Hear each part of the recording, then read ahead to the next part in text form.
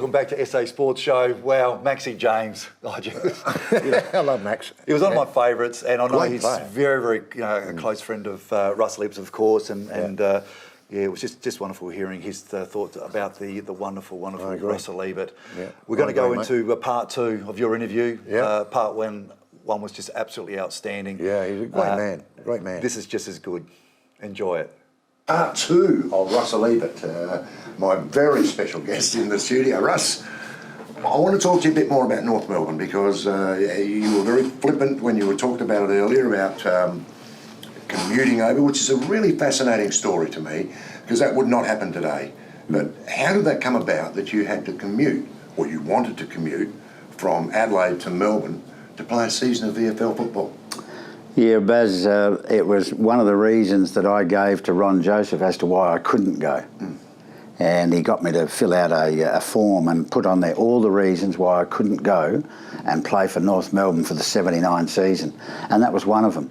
Hey, Ron, I've got a young family, 2 young children. They're at kindy. I'm running sports businesses over here and just can't go. So he said, what about commuting?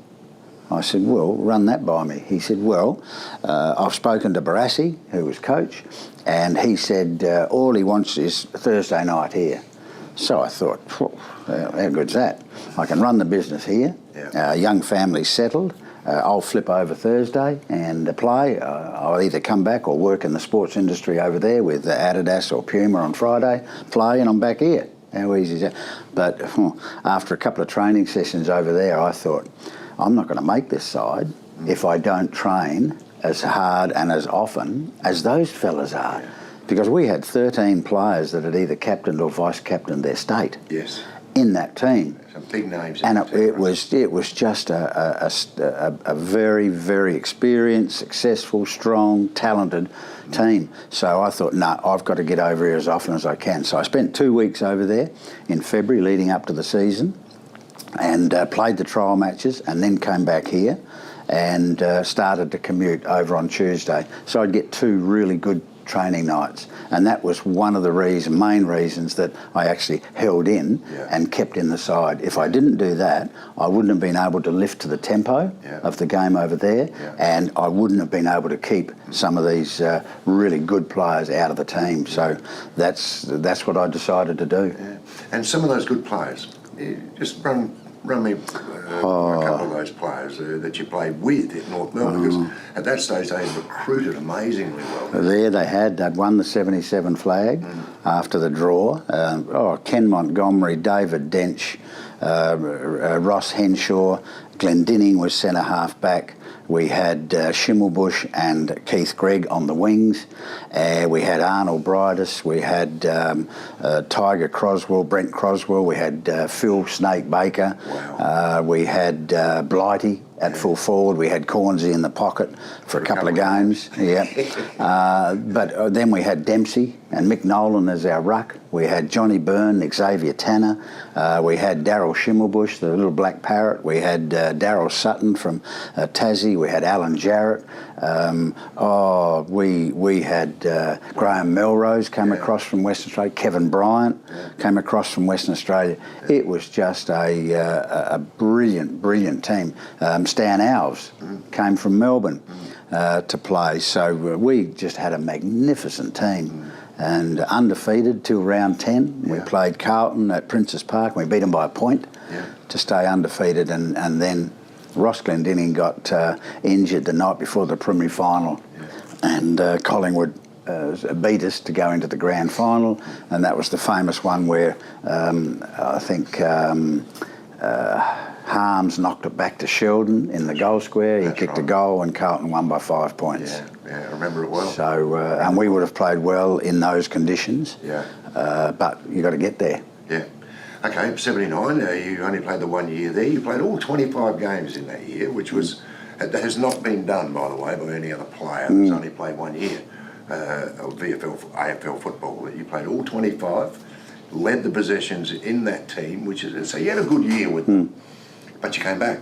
Yeah. And you talk about great teams, and I've heard you talk about it before. The 1980 Port Adelaide side, which was a premiership side, you rate as probably the best team that you played in? Yeah, with Port Adelaide. With Port Adelaide. Yep. They had almost a modern day type structure. We had about 8 or 9 players that could go through the midfield with Stephen Clifford and Milan Folletic and Mark Williams and Brian Cunningham and Darryl was running around there and Timmy Evans and Greg Phillips at centre half back, and it was just a very, very well balanced experience by then, a team, and no matter what the conditions or what the opponent, we could find a way to get across the line.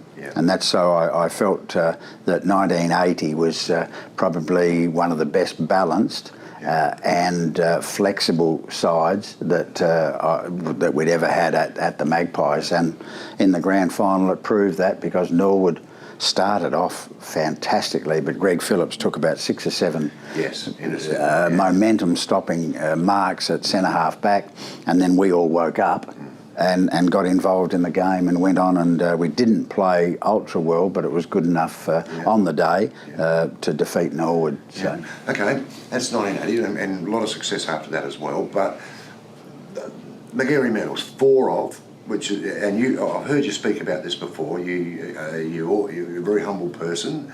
You say that there's a possibility that someone else could have won that medal and all that sort of thing. But the records say that you've won the 4 medals. Who was the player? Who was the player that gave you the most trouble, if you like, as a midfielder, as a guy who would stand you during the year? Well, Barry Robran was the most talented, and he was a player that you couldn't stop as a running on-baller or a mobile centreman. The only time you could sort of control him a little bit was when they put him to centre-half forward, which happened in a lot of state games. Yes. So a lot of people didn't see the best of Barry in state games because he had to play centre-half forward. He was a bit taller and he was capable of playing it, whereas all the other centremen that they picked had to play centre, half-back, running positions. So Barry was the most talented and most difficult to stop. But then, I got Jeff Baines, was very, very fit and disciplined and tight checking. David Holst was a very good player from Glenelg because he was quite powerful and reasonably quick. And but Peter Marker was a very similar type player. We were both about the same height and used to defend a bit but then attack. And Peter Marker didn't really get, I don't think, the accolades that he should have as far as when exceptional players are discussed. So Peter Marker was always tough, but Lyle Skinner and Dean Mobbs and Robert Klomp, Paul Bagshaw from Sturt, each club had Peter Murett and the boys from West Adelaide. Robert Day went early. Lindsay Head was still right at the end of his career in 70, 71. So just brilliant players in the SANFL that were all tough opponents and all won on their day, no matter who they stood. Okay. End of your career, you must be really proud of your son, Brett, who came onto the scene, and of course he's won a Magarey medal as well, played some fantastic football for the Power, and you wouldn't have missed too many games. No, I didn't miss too many, and super proud of Brett because he had to do it sort of the tough way. Not as tough as my eldest son Benjamin, because I was still trying to play and run around, and he copped a heap at school, and he couldn't work out why some kids loved him and some kids hated him, and the comments as you walk down the street with people who sort of walked past you, recognised you, and then said some comment either derogatory or complimentary behind you, and of course the kids always heard that, which was...